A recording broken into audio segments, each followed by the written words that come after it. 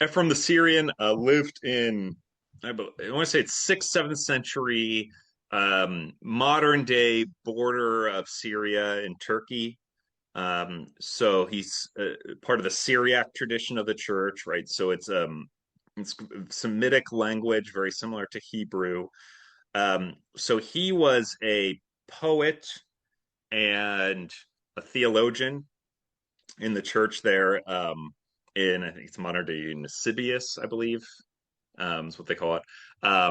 But I think he is, when you talk about reading scripture with an attention to both the story arc, the mountains, but also with an attention to symbols, I just think no one else does it better than Ephraim the Syrian.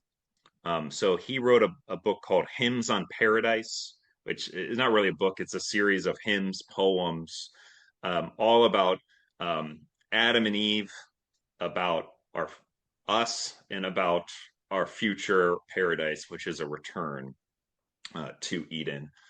Um, and he also wrote a number of hymns and poems, all sort of encountering God, particularly through symbols. So he has a whole series of hymns on oil, for instance, where he's talking about all of the different ways we encounter Christ through oil, and all the different ways in which you might see oil in Scripture.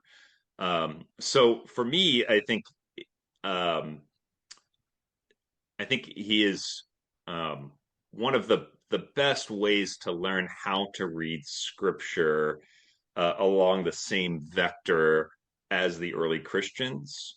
But also, I think just it's so his work is so beautiful and life giving. So it's just the kind of text that you also want to read just so that you would draw closer to Christ. So he really becomes my he's just the person I quote the most in the book.